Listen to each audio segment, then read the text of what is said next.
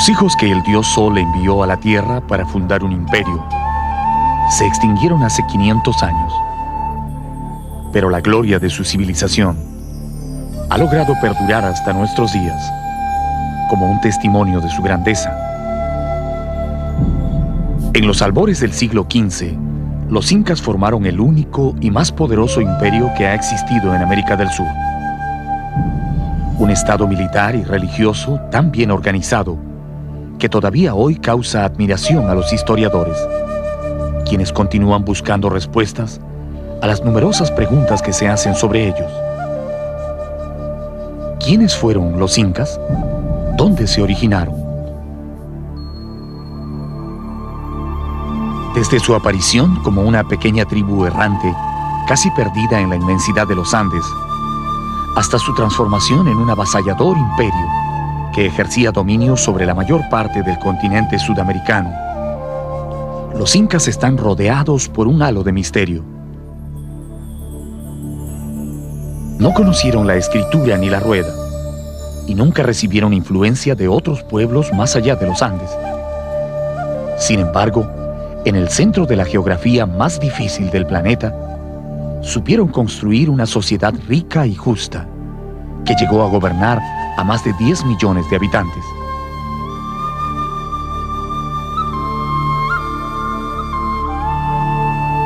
Las tradiciones más antiguas hablan de 14 grandes gobernantes que fueron sucediéndose uno tras otro en la compleja tarea de forjar el estado que llamaron Tahuantinsuyo.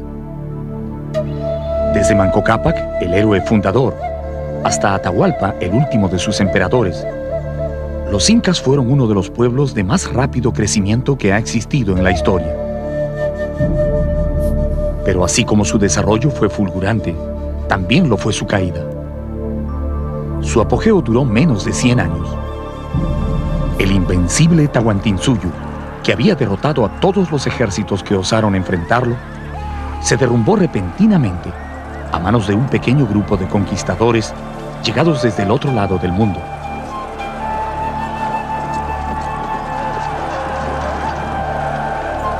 ¿Quién fue este pueblo tan brillante en la arquitectura, tan invencible en la guerra y tan devoto en su culto al dios Sol?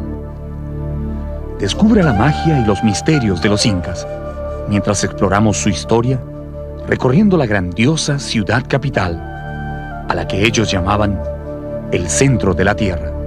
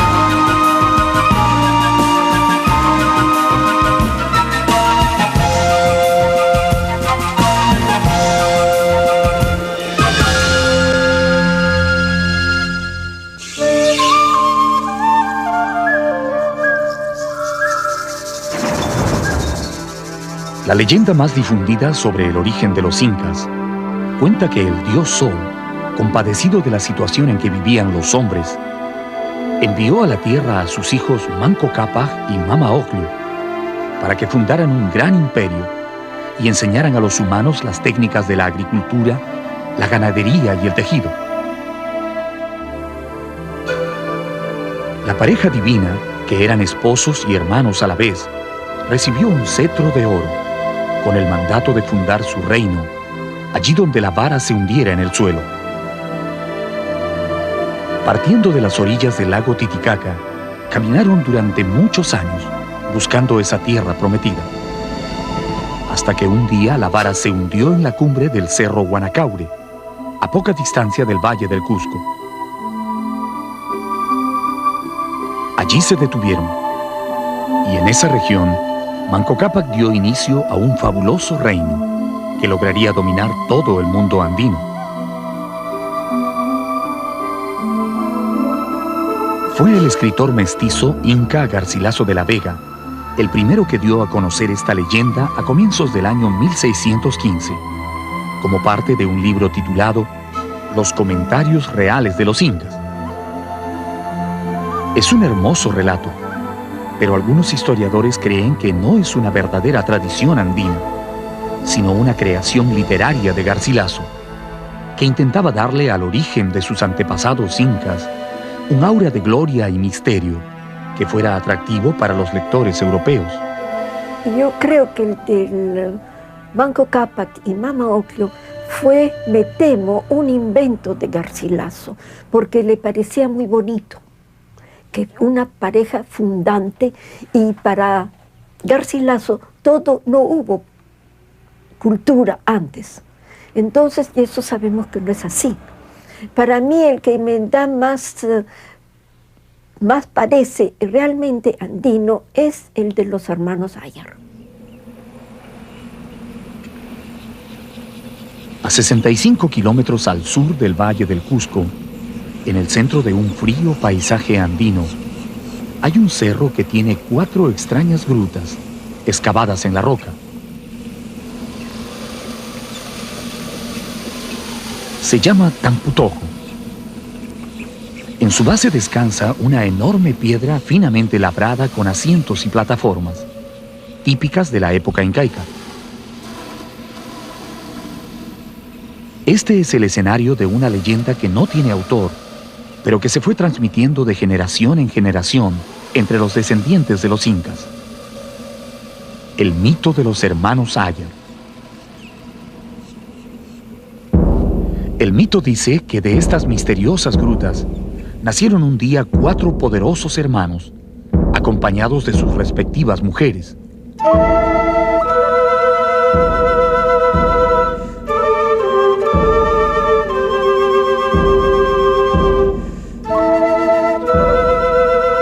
Los hombres tenían poderes mágicos. Uno era capaz de volar y otro podía estremecer los cerros con el disparo de su onda.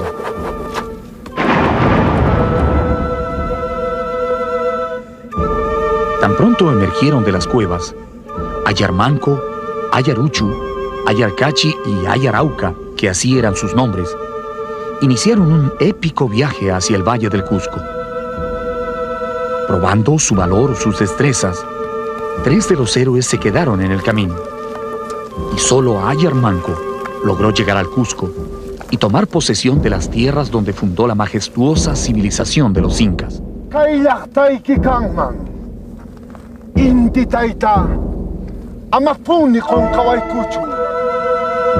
Esta leyenda es la que más entusiasma a los historiadores que estudian el nacimiento de este pueblo, porque menciona lugares y sitios que hasta hoy existen y que todavía son muy respetados por los habitantes del Cusco. Sin embargo, el verdadero origen de los incas continuará perdido para siempre en el misterio de los tiempos. Lo único que queda claro en los 2 relatos es que la etnia de los incas no fue oriunda del Cusco, sino que llegó a esa tierra después de una larga travesía. La mayor parte de los estudiosos suponen que no fueron oriundos del Cusco. Ellos vinieron de otra parte. Inclusive algunos dicen que eran puquinas, otros que eran aymara. Y por último, quechua hablantes. ¿Pero qué quechua? No se sabe. Y los cronistas explican que vinieron e hicieron pacanas, quedándose varios años en distintos pueblos buscando un sitio fértil, idóneo para establecerse. Pero ¿cómo fue que un pequeño grupo llegado desde otro lugar de los Andes logró apoderarse de las mejores tierras y luego someter a todos sus vecinos hasta formar un imperio? Entre todos los gobernantes incas, hubo uno que soñó con un destino más grande para su pueblo. Cuando él llegó al poder, los cusqueños dejaron de ser una aldea para convertirse en un pueblo que marcaría una profunda huella en la historia.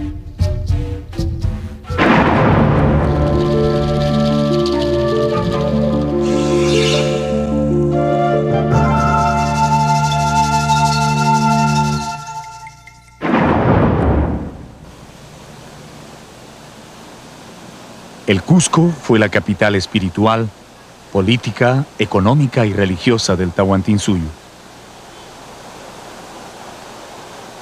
Aquí vivieron desde los primeros años de su historia los gobernantes incas, junto con sus familias y la clase dominante.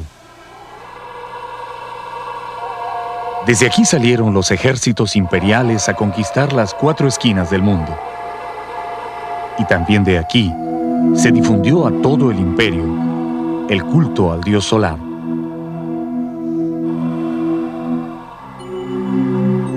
Dicen que una de las primeras preocupaciones del Inca Pachacútec, después de vencer a los chancas, fue remodelar totalmente el Cusco, que en ese momento no era más que un rústico pueblito de casas muy sencillas, agrupadas en las laderas de los cerros. Pachacútec diseñó la nueva ciudad, dándole la forma de un gran puma, el animal sagrado de los pueblos andinos.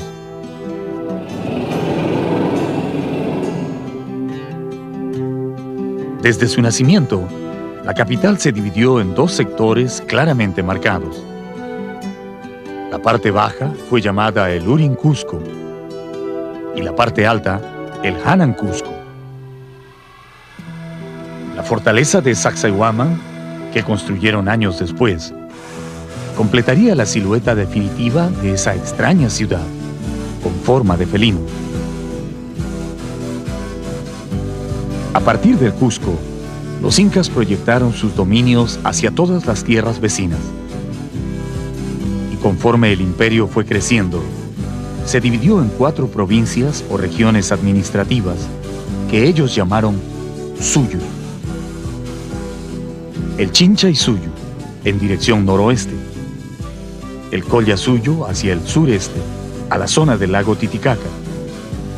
El Conti-Suyu al oeste, hacia la costa, y finalmente el Anti-Suyu, a la región de los misteriosos Antis o Chunchos que viven en la selva. Los 4 Suyus reunidos formaban el Tahuantinsuyo, cuyo centro era el Cusco.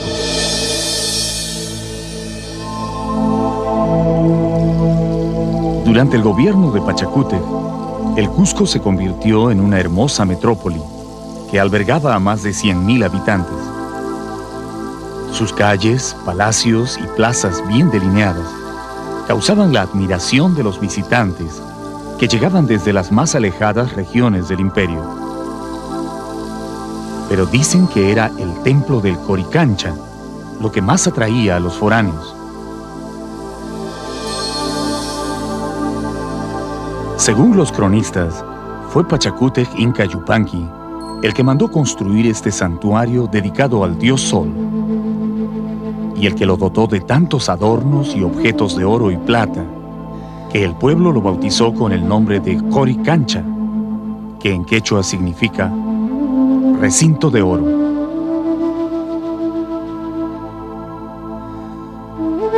El templo estaba situado en el Urin Cusco, en donde hoy se levanta la iglesia de Santo Domingo.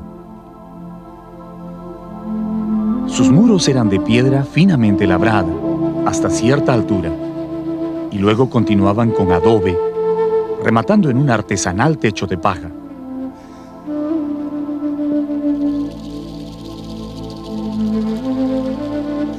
Los primeros europeos que vieron este edificio al llegar al Cusco quedaron deslumbrados por las riquezas que guardaba en su interior.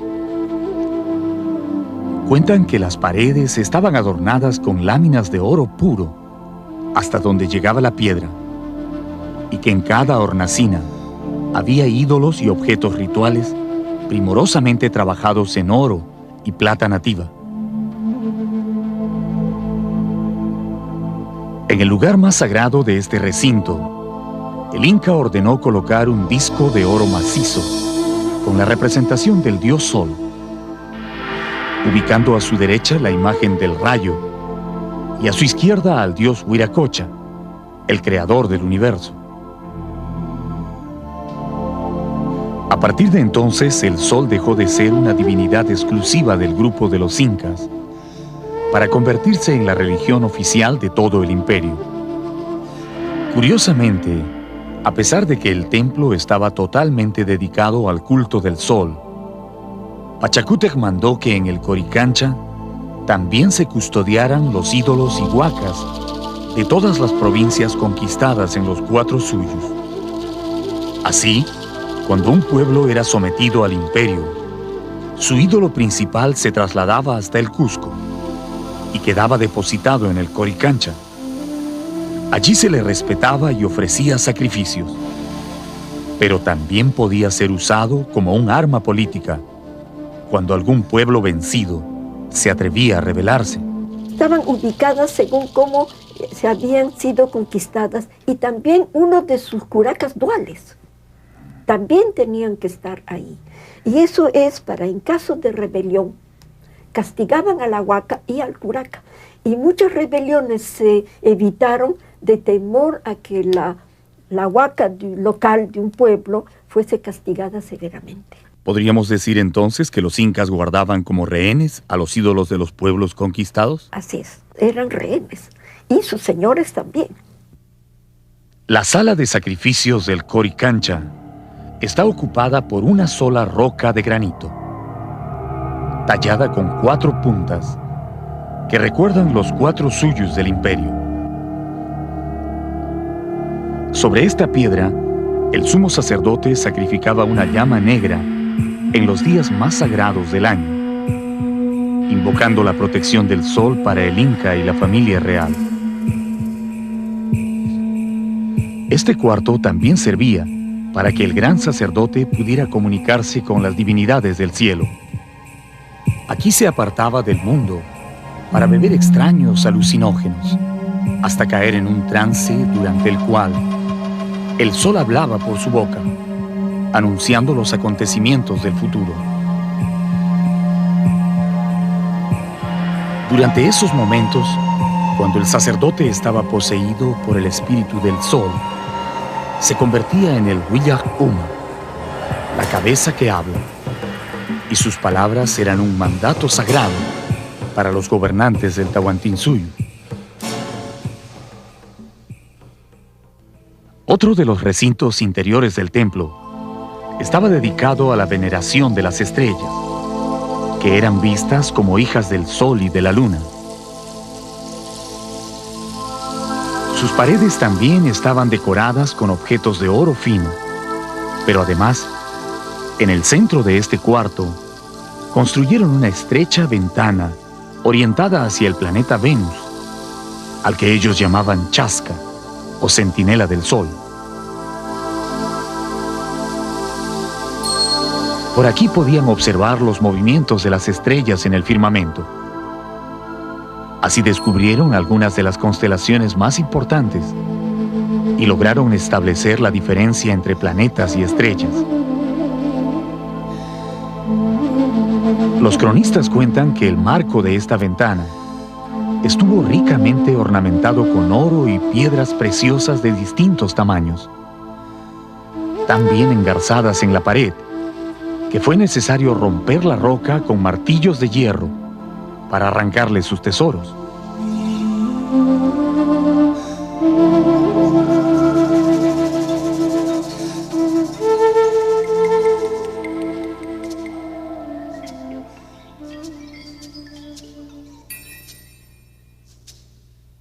En los años posteriores a la conquista, los sacerdotes dominicos que se instalaron en el Coricancha mandaron cubrir los muros incas con una gruesa capa de yeso, sobre la cual pintaron diversos motivos religiosos.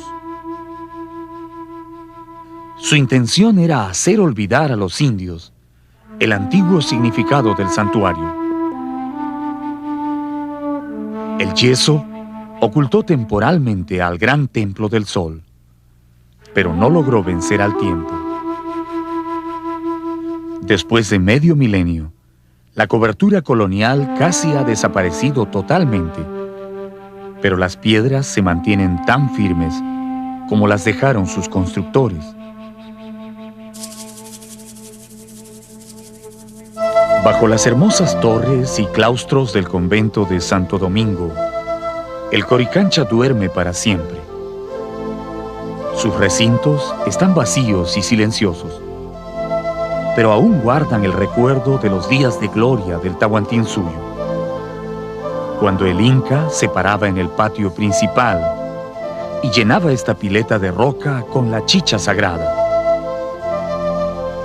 para que su padre, el sol, al pasar a mediodía sobre el Cusco, pudiera detenerse un instante a calmar su sed, antes de continuar su recorrido por el cielo.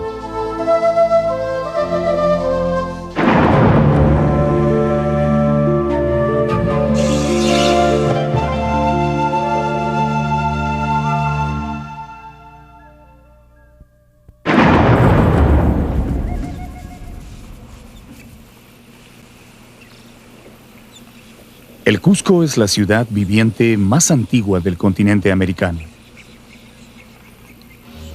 Nació en la noche de los tiempos, en una época que no es posible precisar, y ha existido sin interrupción durante siglos, manteniendo inconmovible su presencia en el mundo andino.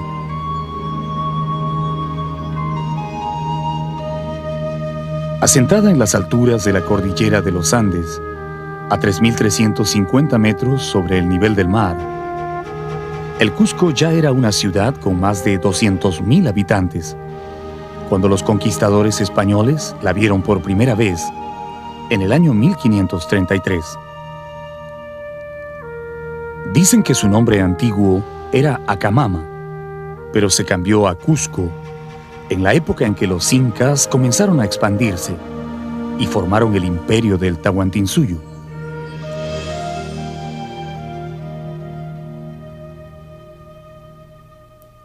Los reyes incas dividieron su imperio en 4 partes y pusieron como punto o centro la ciudad del Cusco, que en lengua particular de los incas quiere decir ombligo de la tierra.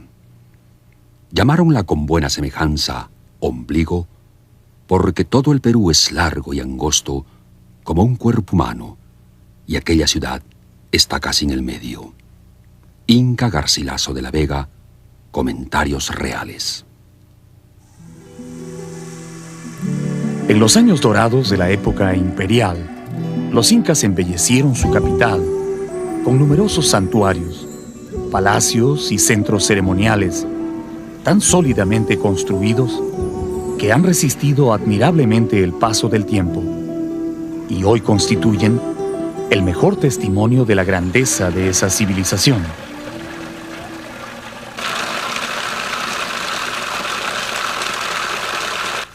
Actualmente, cualquiera que visite el Cusco puede ver tantas construcciones provenientes del pasado inca que no podrá dejar de preguntarse: ¿cuánto tiempo tomó levantar todos estos edificios? ¿Y quién ordenó hacerlo?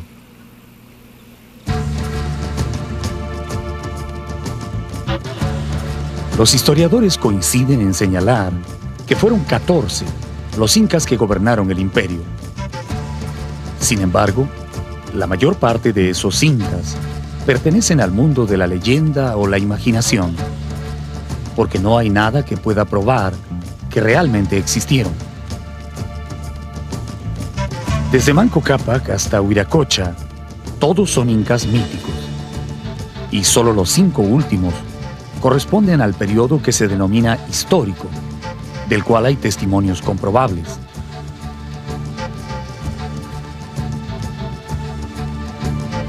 La época de esplendor del imperio duró apenas 100 años, y fue en ese lapso que se sucedieron en el poder los 3 incas más importantes: Pachacútec, su hijo Túpac Yupanqui y su nieto Huayna Cápac.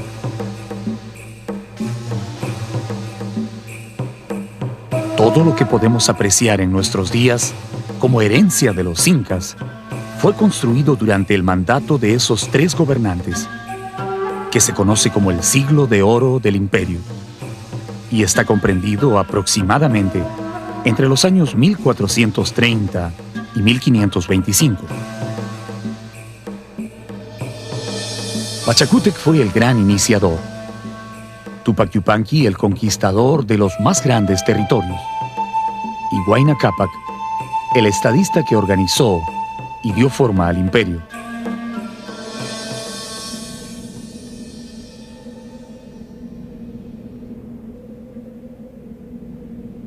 Los cronistas afirman que Pachacútec fue un gran arquitecto, mientras su hijo Tupac Yupanqui guerreaba, extendiendo las fronteras del imperio.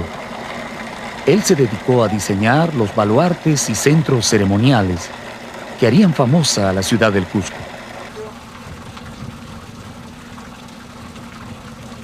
Sus construcciones fueron monumentales y casi siempre tuvieron un carácter ritual.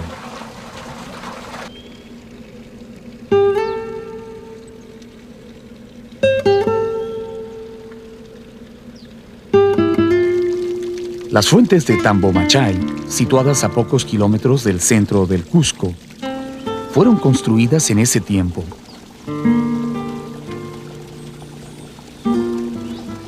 Eran parte de un gran santuario donde se rendía culto al agua y a donde los gobernantes incas se retiraban a descansar en determinadas épocas del año.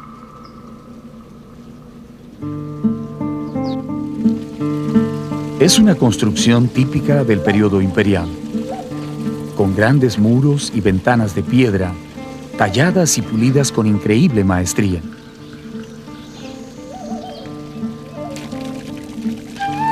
Nadie ha podido descubrir de dónde viene el agua de estas fuentes. Lo que sí se sabe es que nunca se termina. Durante todo el año traen la misma cantidad y siempre es agua limpia y pura.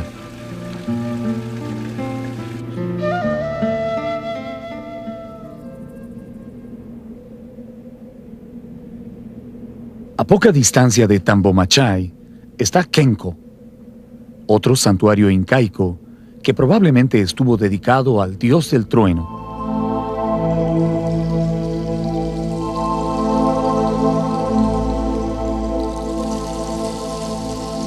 En el centro de este lugar se levanta una gran roca que antiguamente fue esculpida con imágenes de pequeños sapos y monos, pero que luego fue destruida en el tiempo de la colonia por los sacerdotes extirpadores de idolatrías, que no deseaban dejar nada que recuerde a los antiguos dioses de los indios.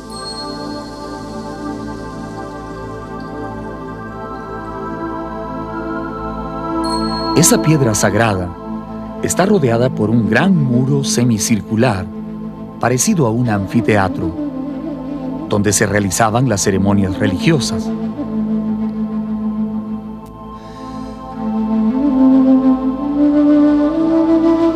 Cuentan que las hornacinas servían para colocar a las momias de los incas difuntos o de antepasados importantes, que siempre eran invitados a participar en los rituales.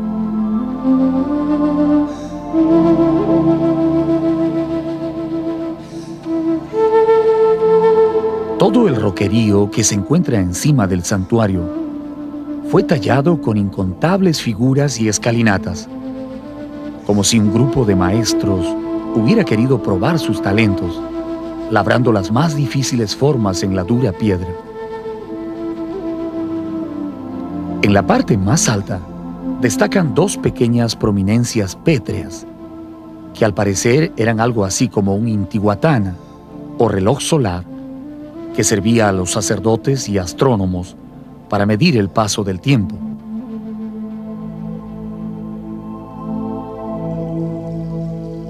Curiosamente, durante el solsticio de invierno, los primeros rayos de sol que llegan a Kenko caen sobre estas rocas, formando una extraña figura que parece un puma con los ojos brillantes.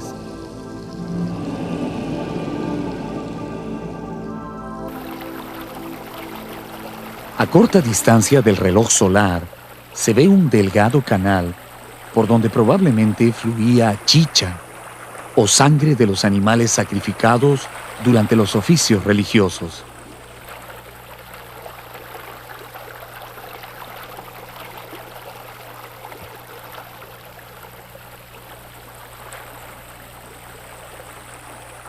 En la parte baja el canal se divide en 3 pequeños ramales. Para los sacerdotes andinos, si la sangre fluía por el centro, significaba que el sacrificio era del agrado de los dioses.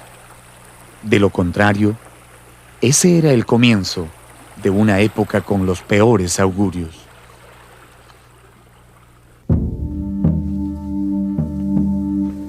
Un estrecho corredor, excavado en la roca viva, pasa por debajo del santuario, internándose en las profundidades. Probablemente de allí deriva el nombre de Kenko, que significa laberinto.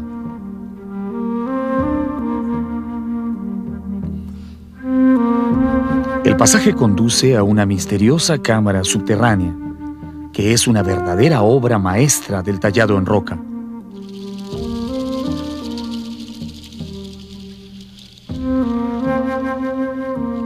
Como si la piedra fuera una materia sencilla para sus manos, los alarifes incaicos la cortaron como quisieron, formando alacenas, escalones y un gran altar de sacrificios.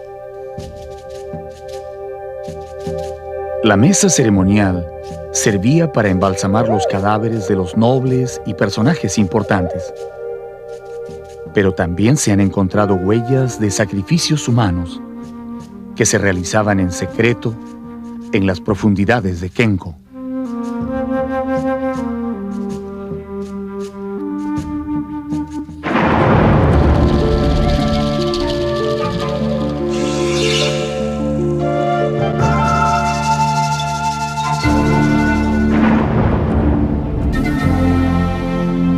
Los hombres que construyeron estos muros pensaban en un reino que no terminaría nunca. Creían firmemente que su pueblo era el escogido del cielo para gobernar el mundo entero. Por eso construyeron Sacsayhuaman, para honrar a sus dioses y dejar un testimonio imborrable de su paso sobre la tierra.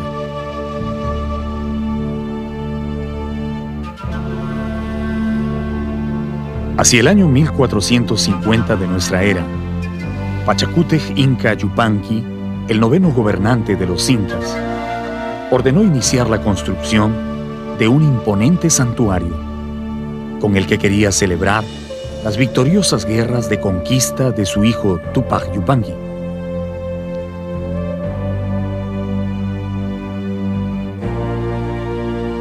Utilizando la mano de obra de miles de mitmas, trabajadores especialmente traídos desde lejanas provincias, encargó a sus arquitectos construir un conjunto de recintos, baluartes y torreones en las suaves colinas situadas al norte del Cusco.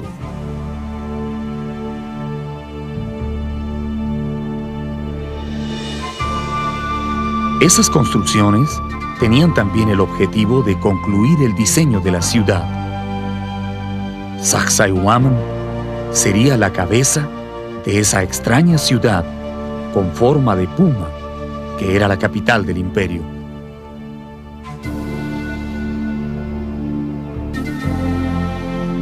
Los trabajadores iniciaron la obra en el tiempo de Pachacútec, pero el Inca no llegó a haber terminado el trabajo. Fue Tupac Yupanqui, el 10º emperador, el que concluyó este gigantesco templo, que años después sería confundido con una fortaleza.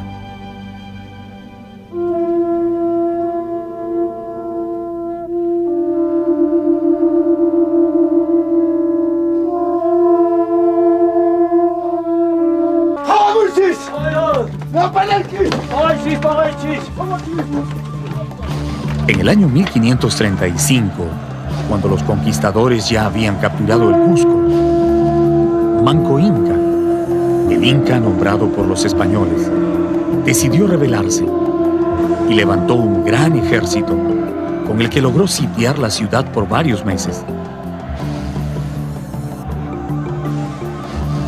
Después de sangrientas batallas, los indios se vieron forzados a retroceder y se atrincheraron en el santuario, logrando resistir por más de 20 días. Allí murió el valeroso guerrero Zacahuide, que según los cronistas, fue el encargado de la defensa del último torreón. En el torreón más alto los indios tenían por capitán a un orejón tan valeroso que se le podría comparar con los romanos.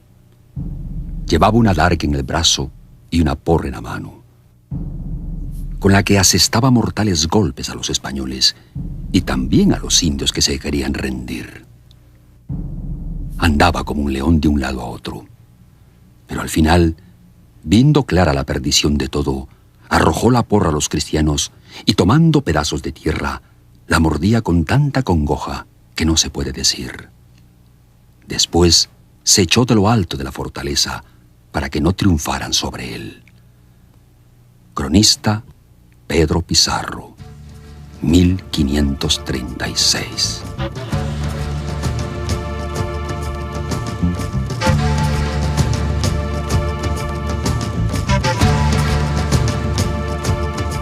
Para los conquistadores que presenciaron esa batalla, Sacsayhuaman quedaría en el recuerdo como la fortaleza donde resistieron los indios, y así la describieron en sus crónicas.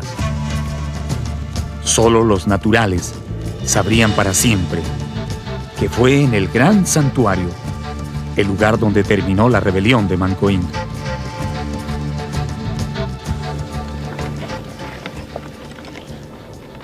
Los pacientes trabajos de los historiadores y arqueólogos han permitido en las últimas décadas rescatar la verdadera función de Sacsayhuaman como un importantísimo santuario dedicado al culto del sol y otras divinidades andinas.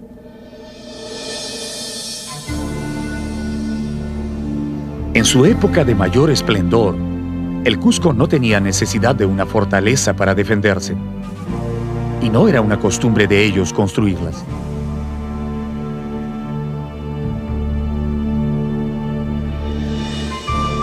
Los recintos de Sacsayhuaman, aparte de su función religiosa, eran utilizados como depósitos de alimentos, vestidos, almacenes de armas y también de huacas e ídolos, cuando el templo del sol en el Coricancha resultó demasiado pequeño para albergar los dioses de las provincias conquistadas.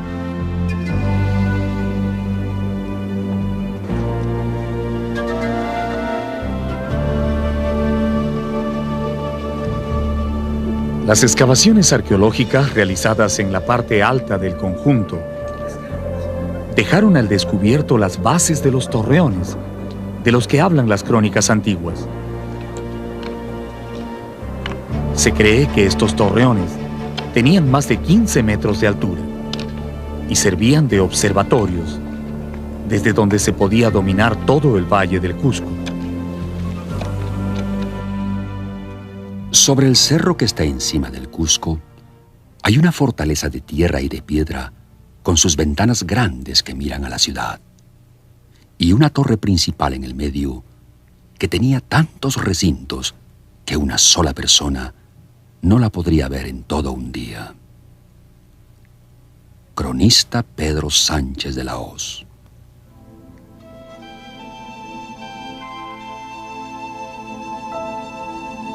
Desde la primera vez que lo vieron, los conquistadores quedaron pasmados ante las dimensiones y belleza de Sacsayhuaman. Les resultaba imposible creer que un pueblo ágrafo, sin conocimiento de la rueda ni del hierro, hubiera podido levantar estos poderosos muros, con rocas que sobrepasan las 100 toneladas, y asentadas unas sobre otras, sin ningún pegamento entre ellas.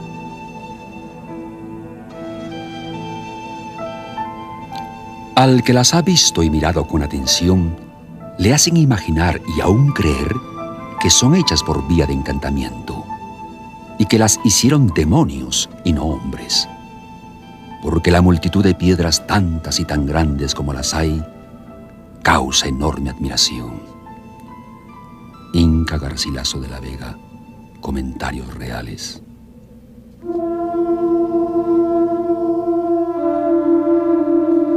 Como la mayoría de las construcciones del imperio, la arquitectura de Sacsayhuaman se caracteriza por dos cosas: es sólida y de líneas sencillas.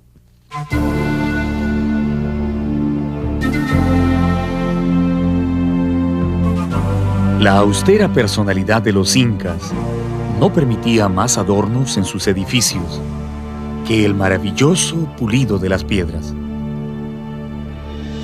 Aun cuando otros pueblos anteriores a ellos, como Chavín o Tiahuanaco, decoraron sus santuarios con esculturas y estelas, los incas prefirieron un estilo sobrio, pero resistente en su arquitectura.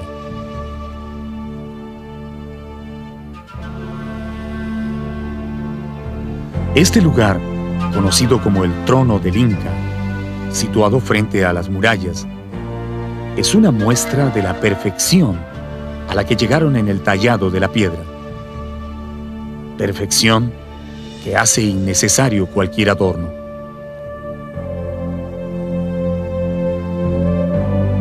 En conjunto, viene a ser, en cuanto a esculturas, la escultura que a mi juicio es la de más fino acabado y que les habría demandado mucho tiempo para trabajar, porque esta es una escultura hecha en piedra diorita, y la diorita es más dura que la andesita y la caliza, por lo tanto, aquí han tenido que hacer un trabajo muy fino. ¿Qué tipo de herramientas pudieron haber utilizado para lograr esta perfección en los cortes de la piedra? El Museo Inca de Cusco exhibe las plomadas, las barretillas, las barretas, inclusive unos cinceles de bronce de toda dimensión, y luego el frotamiento que remata todo el acabado de la superficie de estas esculturas.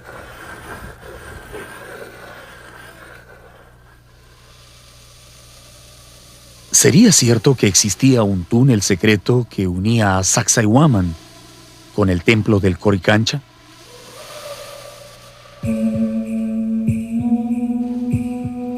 Dicen que era un inmenso pasaje que corría bajo la ciudad y que se construyó para permitir la huida de los incas en el caso de peligrar la capital.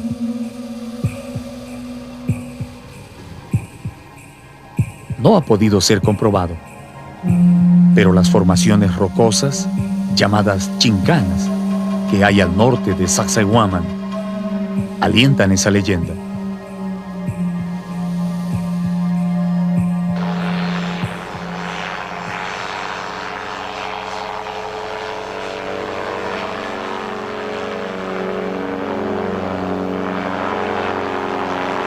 Utilizando un pequeño motor delta con forma de cóndor, nos elevamos sobre Sacsayhuaman para mirarlo desde el aire. Desde aquí son visibles los tres grandes muros en forma de zigzag que sostienen las terrazas y plataformas del templo. ¿Tendría algún significado especial la forma dentada de estos muros? Algunos historiadores creen que representa al rayo, una deidad que también era sumamente importante para los incas. Sacsayhuaman se construye exactamente como un templo dedicado al rayo. Está representado justamente el rayo bueno, o sea, el que trae la lluvia, y el rayo malo, el que trae el granizo.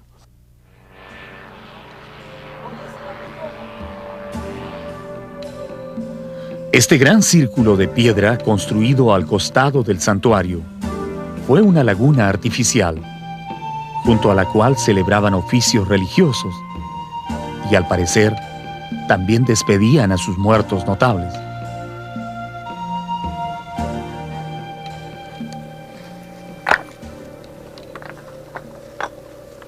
Recientemente, los arqueólogos han descubierto muy cerca de la antigua laguna un cementerio bastante grande, con tumbas de hace 500 años, que contienen restos de cerámicas y adornos metálicos que utilizaban las mujeres de la nobleza en el tiempo de los incas.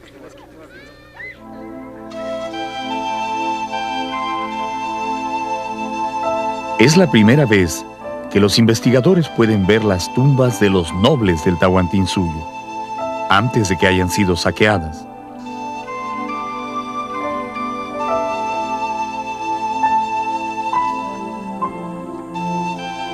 Estas agujas o prendedores se llamaban tupus y los usaban las mujeres para sujetar sus mantas.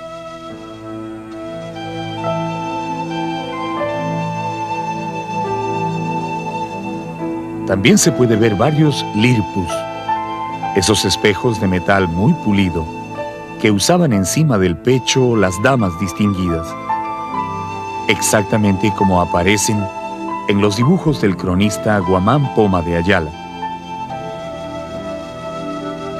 Tal vez estas fueron mujeres escogidas que servían al culto del sol en el santuario, o quizás las esposas de los poderosos señores que gobernaban el imperio.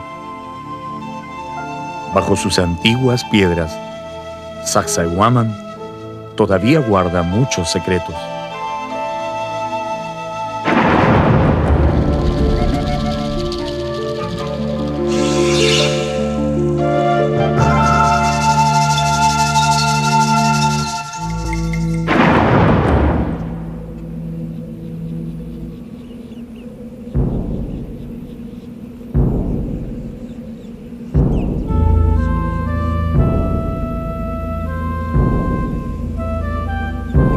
Cada uno de los nevados y montañas del Cusco tiene su propio nombre.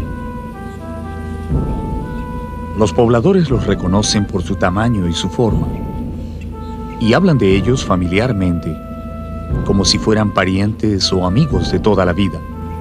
¡Apu Pumabanca! ¡Apu Chico! Durante incontables generaciones, la gente del campo ha dirigido la vista a estas grandes montañas, invocando su protección o solicitando su permiso para sembrar la tierra. A pesar de que el cristianismo se ha esforzado por siglos en hacer olvidar las viejas creencias, ningún campesino del Cusco se atrevería nunca a sembrar su chacra sin antes ofrecer su respeto al Pumahuanca, al Pitusiray, al Huaqueihuilca o a cualquiera de los nevados que esté más cerca de su pueblo.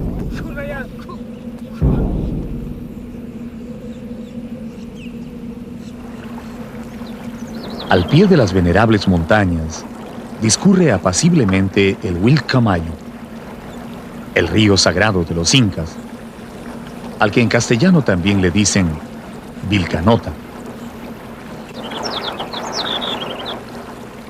Este es un río tranquilo, generoso con las tierras, que en su lento descenso desde la cordillera hasta la selva, forma un valle amplio y abrigado, tan fértil que los incas lo consideraron un verdadero regalo de los dioses.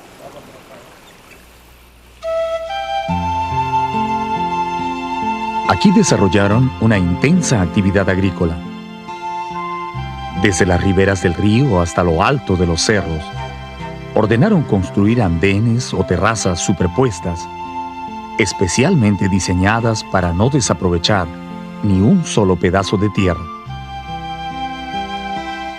Y allí fueron sembrando sus plantas, de acuerdo a las variaciones de la temperatura. Desde maíz, en la parte baja, hasta quinoa, papas y habas en los andenes más altos.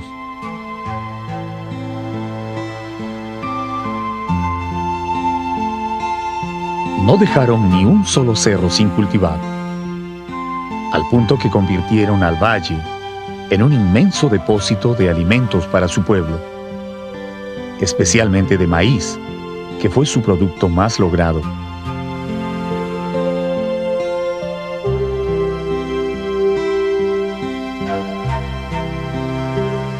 En el sector comprendido entre el pueblo de Pisac y Machu Picchu, los incas dejaron tantos andenes en plena producción que si volvieran a ser utilizados, resolverían totalmente el problema alimentario en todo el sur del Perú.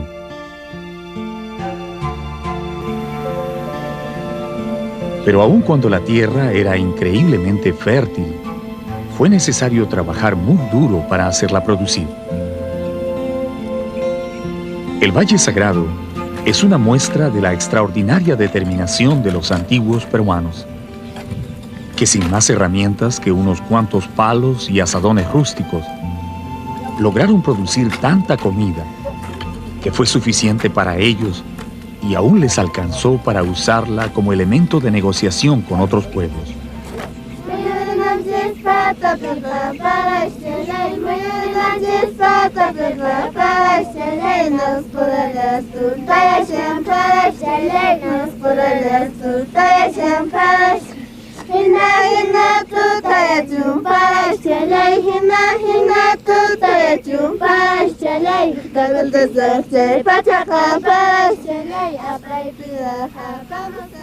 Pisaj es una palabra quechua que no tiene traducción en castellano. Algunos creen que quiere decir perdiz, pero su verdadero significado se quedó perdido en el tiempo. Hay dos Pisaj en el Valle Sagrado.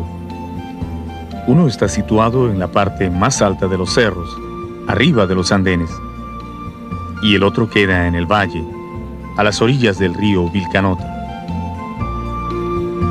El primero es el pueblo que fue construido hace más de 500 años por los incas, para administrar y controlar toda la producción de la zona. El de abajo es una reducción que surgió durante la colonia por orden del virrey Toledo, que se propuso reunir a todos los indios del valle en un solo lugar para explotar mejor su trabajo. El Pisaj antiguo es un verdadero portento de tecnología agrícola. Basta una sola mirada para imaginar el tiempo y esfuerzo que les debe haber tomado a los antiguos construir esta inacabable sucesión de andenes que contornan los cerros. Las construcciones están intactas. Hasta las gradas o sarunas de piedra que servían para subir a cada andén se mantienen firmes en su lugar.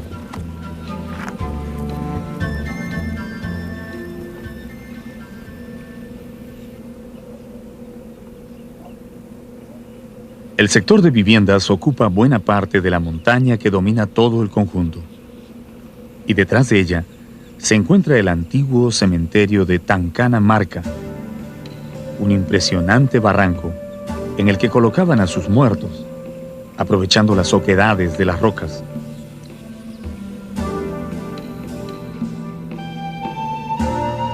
Como todo centro de producción agrícola, Pisaj tenía sus graneros o colcas, donde guardaban las cosechas antes de distribuirlas a los pueblos del Cusco. Estos depósitos están situados estratégicamente en los flancos de los cerros, donde el viento sopla día y noche, lo que garantizaba una buena conservación de los productos. Y por si hubiera alguien que intentara acercarse a robar en las colcas, los agricultores tenían instalados varios torreones de vigilancia, con gente armada que miraba desde las alturas, cuidando el producto de su trabajo.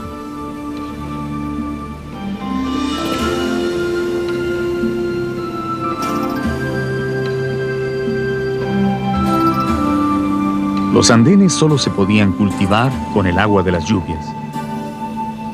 Si no había lluvia, no había comida.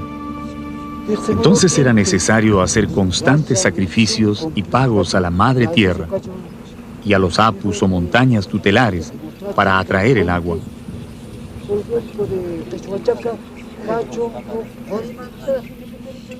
Al pasar por esta portada, que se conoce como Amaru Punku o Puerta de la Serpiente, se ingresa en el sector religioso de Pisaj.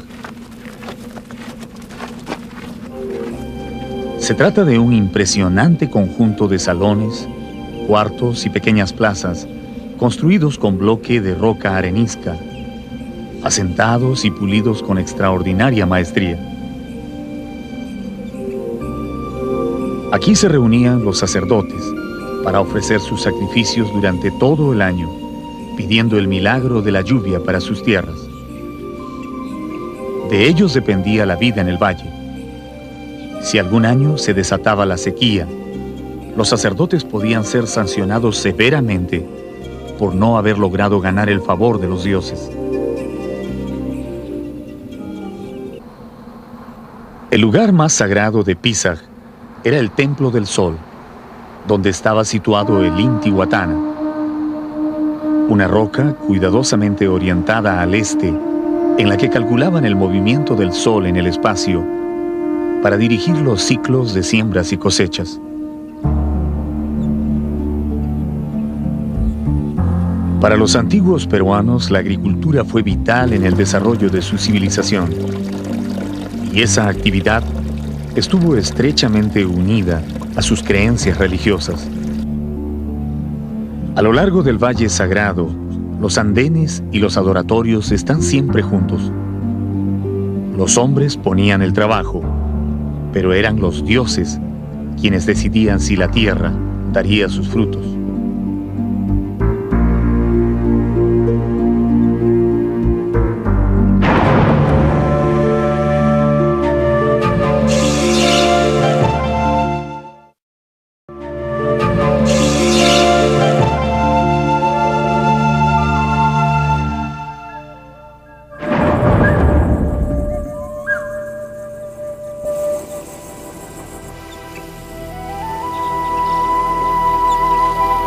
Durante la época de los incas, se llamaban tampus a los pueblos donde se almacenaban grandes cantidades de alimentos y en los que podían detenerse a descansar los viajeros o los ejércitos en campaña.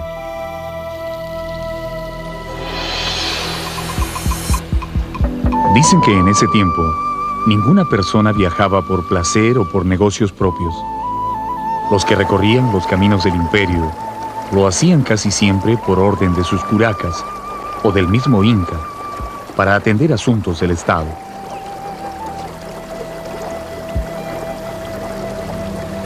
Los tampus servían de lugar de descanso para esos viajeros y por supuesto eran también centros de control entre una y otra región. Ollantaytambo es uno de los tampus mejor conservados que quedan de la época incaica. El sector religioso, al que a veces se le confunde con una fortaleza, se inicia en la parte baja del conjunto. Aquí se ven las casas de piedra, adobe y paja, en las que vivieron los sacerdotes y las mujeres escogidas para el servicio del sol.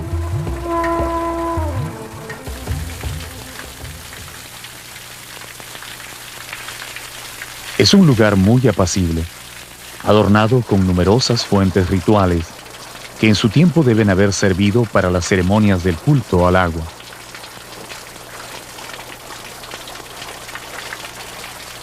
Cada una de estas fuentes fue labrada en roca con sus propias características y diseños. Pero sin duda la más hermosa es la que se conoce como la Fuente de la Ñusta, hecha de una sola roca y decorada con la forma de una portada.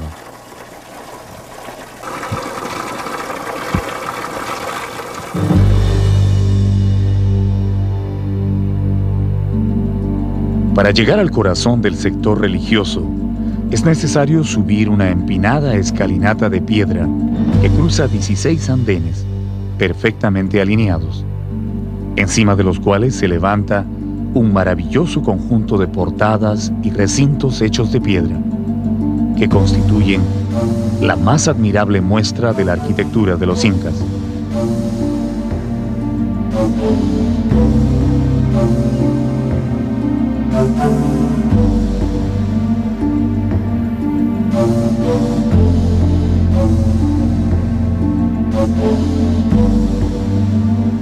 Una monumental pared de 20 metros de longitud, adornada con 10 hornacinas, marca el ingreso al lugar más sagrado de Ollantaytambo.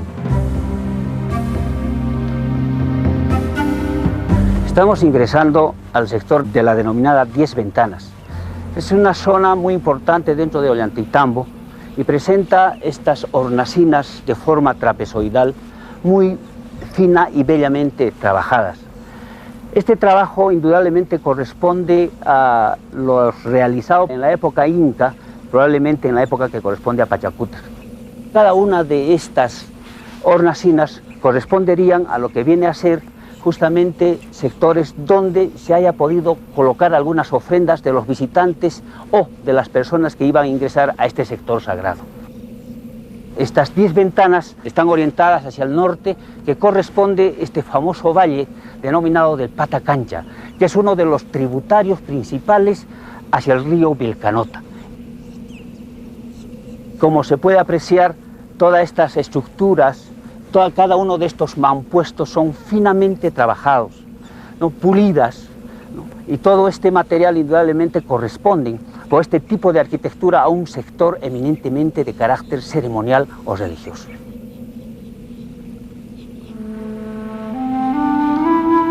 En este muro resaltan unas extrañas protuberancias cuya función nunca se ha podido explicar con claridad. Algunos creen que fueron las muestras que dejaron los picapedreros para señalar todo el trabajo que debieron realizar al pulir las piedras. Pero otros consideran que son más bien los puntos de apoyo donde amarraban las sogas para jalarlas y acomodarlas en su lugar.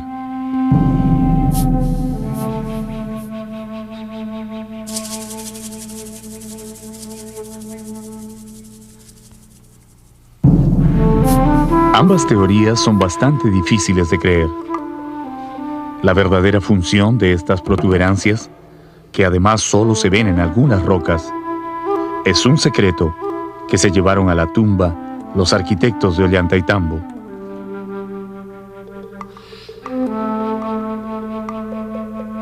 Cruzando la portada del muro de las 10 hornacinas, se llega a la cumbre del cerro, donde se levantan los restos del portentoso Templo del Sol.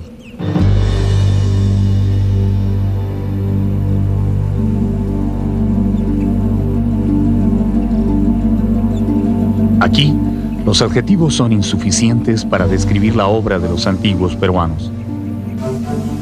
Solamente una gran fuerza de voluntad y una devoción absoluta a sus dioses pudo llevarlos a tallar estos formidables lienzos de piedra con los que quisieron honrar al supremo Inti, el Padre Sol.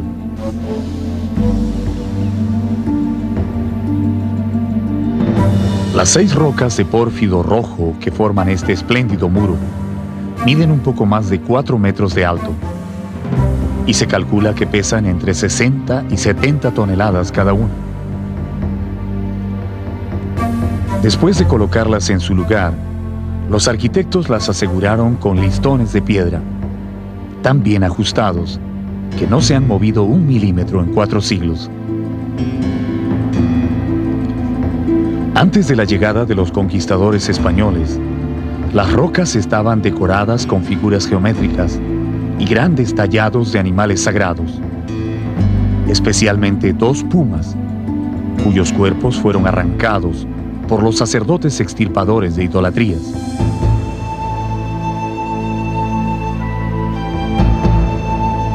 Se afirma que este templo aún no había terminado de construirse cuando llegaron los invasores europeos. Alrededor del muro principal se pueden ver muchas rocas ya cortadas y pulidas, esperando ser ubicadas en su posición final, y otras subidas sobre pequeñas rampas, tal vez a punto de ser levantadas.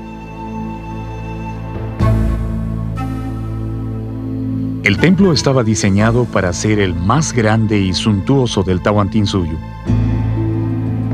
Los historiadores calculan que aquí debieron trabajar miles de obreros durante varias décadas antes que la obra fuera paralizada.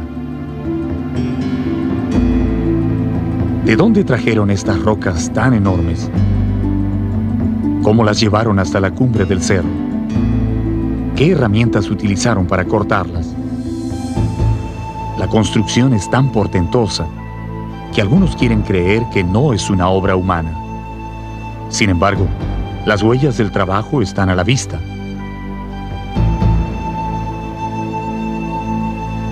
Al costado del muro principal se ve la gran rampa de tierra por donde cientos de hombres subieron las piedras, jalándolas con cuerdas. Abajo de esa rampa se aprecian las rocas que se quedaron a medio subir. Y si uno dirige la vista hacia un cerro que está a 6 kilómetros de distancia, puede ver con toda claridad la cantera de donde sacaron los bloques de piedra.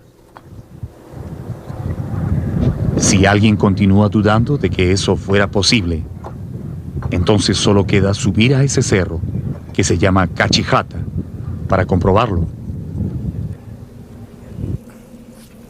Lo que nosotros vemos, ¿no? Mira, observa aquí, es una piedra hermosa, ya casi acabado.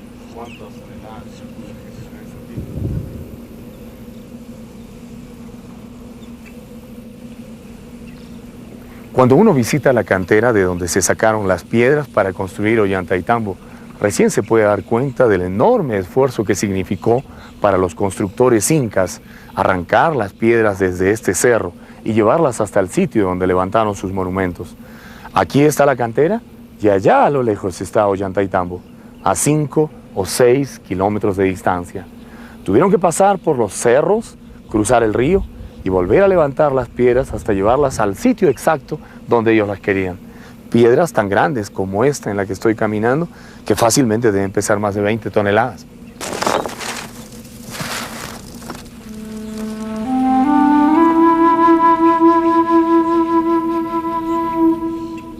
En Cachijata hay cientos de rocas cortadas y listas para ser llevadas a Ollantaytambo, y muchas otras que estaban en proceso de extracción. Pero en la ruta entre la cantera y la obra se encuentran las rocas más interesantes, aquellas que se quedaron a medio camino cuando la construcción fue repentinamente suspendida. A estas piedras, los campesinos las llaman las rocas cansadas y les guardan mucho respeto.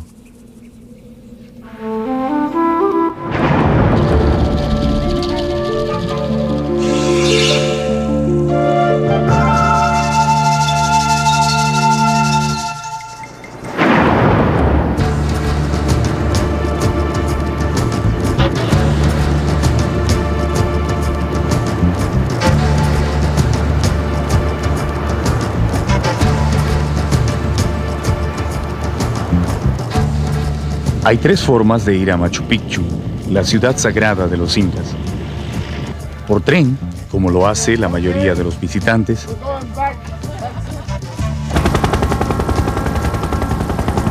En la comodidad de un helicóptero que realiza el viaje en menos de 45 minutos. Y por tierra, caminando como lo hacían los antiguos peruanos.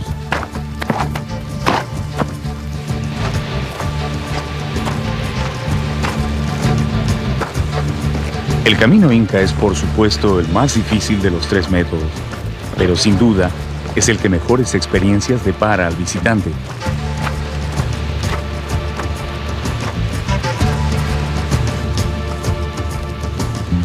Durante el siglo XV, en la época de mayor expansión del imperio, los incas mandaron construir una extensa red de caminos que cubría más de 30.000 kilómetros sobre las montañas, valles y llanuras de su inmenso territorio.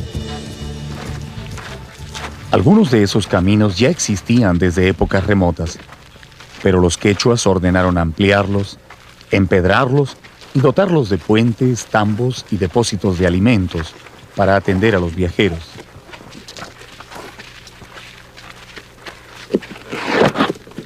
Por aquí se movilizaron los ejércitos y por aquí trajeron después a los pueblos derrotados o mitmas, que fueron obligados a trabajar en las grandes obras del imperio.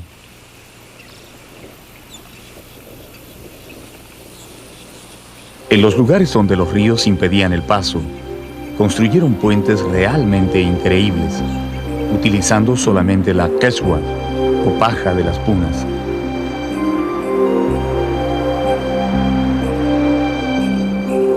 Uno de esos extraordinarios puentes todavía se puede ver sobre el río Apurímac, colgando a 15 metros de altura encima de las profundas aguas del río.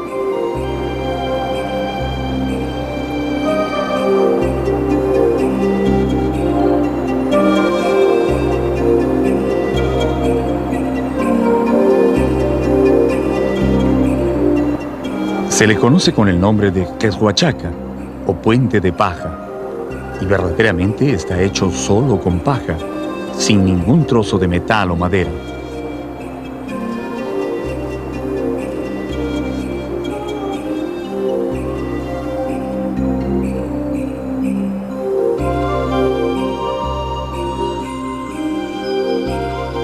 No es fácil cruzarlo. El puente se mueve bastante con el peso, pero es muy resistente. Dicen que en la época incaica, las cuerdas de soporte eran tan gruesas como el tronco de un árbol, de tal forma que un ejército completo podía pasar sin ningún problema.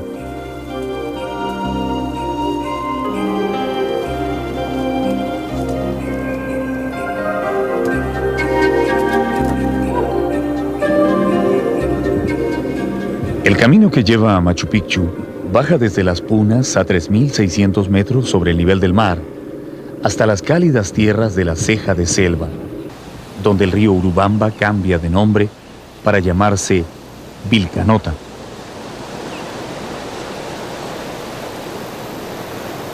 Los restos de numerosos tambos y santuarios todavía son visibles en la ruta, algunos de ellos muy dañados por el tiempo, y otros tan bien conservados que parece que recién se hubieran marchado sus habitantes.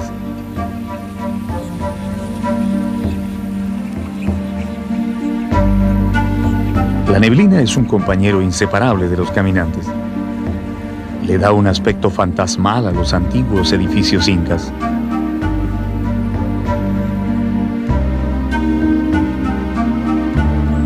Los nombres de algunos de estos sitios están vinculados a la neblina desde muy antiguo, como Puyu Patamarca, que en quechua significa pueblo sobre las nubes.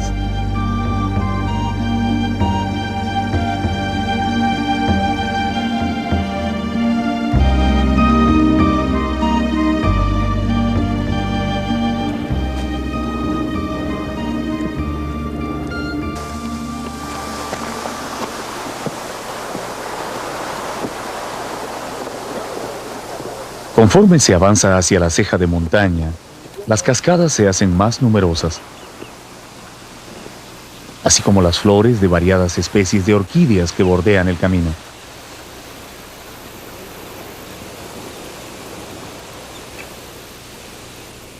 Los constructores incas hicieron un trabajo a conciencia en su red vial. Cada una de las piedras y escalinatas de este camino ha resistido 4 siglos de duro trajín y todavía se mantienen firmes en su lugar.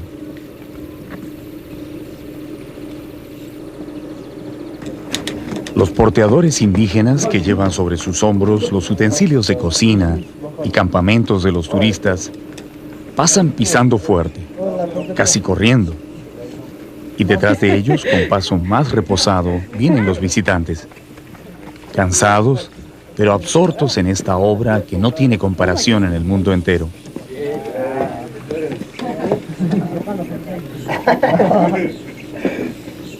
El camino inca no conoce desviaciones.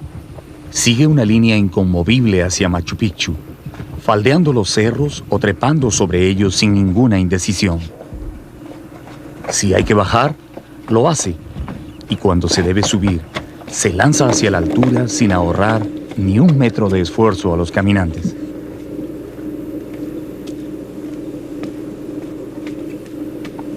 La red de caminos que mandaron a construir los señores incas entre las montañas son un verdadero alarde de ingeniería y diseño, pero también una maravillosa muestra de la habilidad que tenían para trabajar la piedra, como esta escalinata que tenemos aquí en las cercanías de Puyu Patamarca. A través de estos caminos se podía unir al Cusco con Machu Picchu, pero también los caminos permitían unir ciudades tan lejanas como Cusco y Quito solamente en el lapso de 10 días, más o menos el mismo tiempo que tarda en llegar la correspondencia en nuestro tiempo. Esta escalinata que tenemos acá está maravillosamente labrada en la roca viva. Son gradas que van ascendiendo lentamente hacia la parte alta de la montaña y han sido cinceladas, cuidadosamente labradas en la peña, en la roca. Quitan el aliento, pero vamos a subirlas.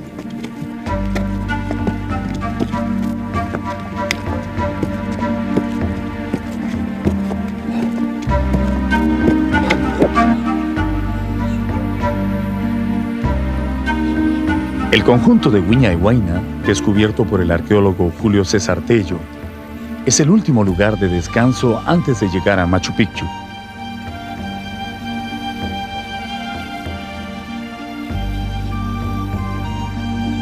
Se trata de un conjunto de edificaciones circulares de típico estilo imperial, en las que se puede encontrar templos, torreones de vigilancia, fuentes y muchos recintos que sirvieron de vivienda a los administradores de los trabajos agrícolas.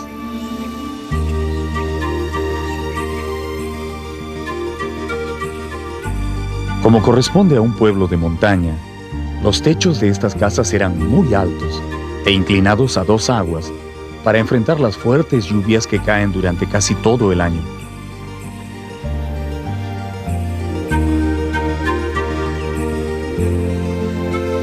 Hasta ahora son claramente visibles las rocas especialmente perforadas, incrustadas en la estructura, donde se amarraban las vigas de soporte de los techos, que también debían resistir los vientos huracanados de la zona.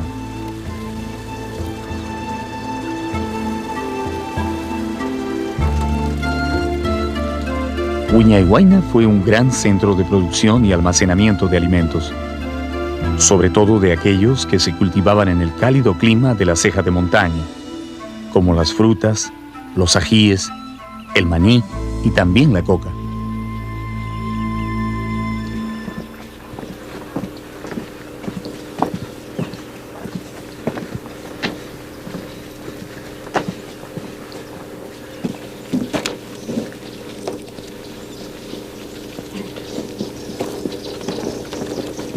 Una escalinata de 125 grados es el último desafío para llegar a Intipunku, la Puerta del Sol, la entrada oficial a Machu Picchu para los que llegan por el camino inca. Esta última subida acaba totalmente con el físico de cualquier viajero, pero luego viene el descanso, frente a la maravillosa vista de la ciudad sagrada. Bueno, por lo menos debe venir, a menos que toque un día nublado.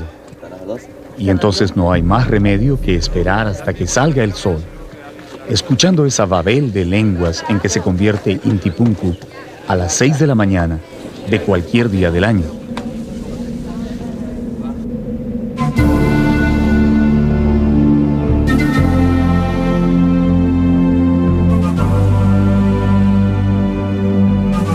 Machu Picchu fue una obra monumental iniciada por Pachacútec a finales de su reinado y concluida por sus sucesores, su hijo Tupac Yupanqui y su nieto Huayna Cápac.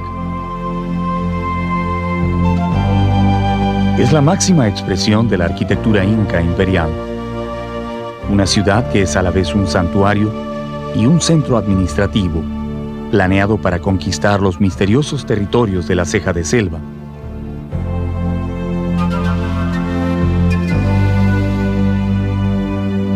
La ciudad se divide en varios sectores bien definidos. Uno es el sector agrícola, en el que destacan las terrazas o andenes, que forman grandes escalones en las laderas de los cerros.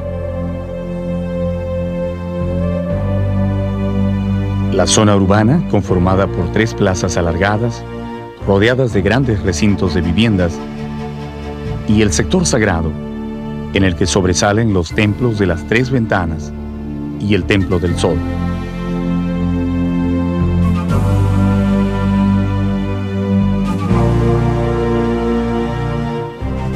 En la cima de todo el conjunto reposa el Intihuatán, o reloj solar, desde donde podían vigilar el movimiento del Sol en su viaje por el cielo.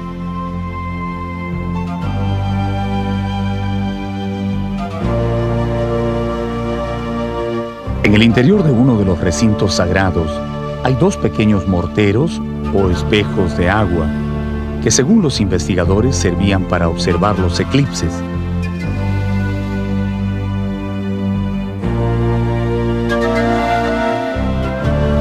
Desde que fue dada a conocer al mundo entero en el año 1911, Machu Picchu es la ciudad prehispánica más visitada del Nuevo Mundo.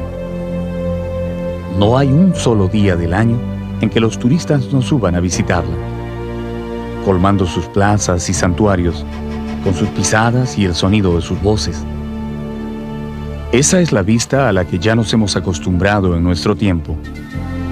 Pero, ¿cómo se vería Machu Picchu en su época de gloria?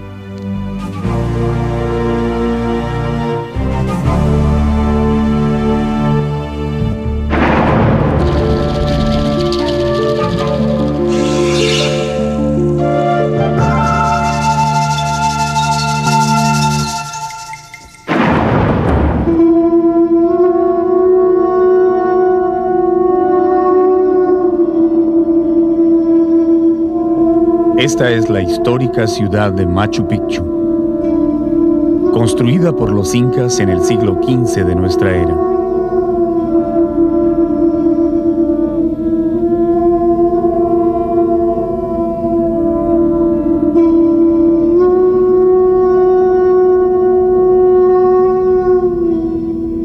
Entre los palacios y recintos de esta antigua ciudad, se escucha ahora el sonido de los pututos llamando a reunión. La corte del Zapaj Inca, el supremo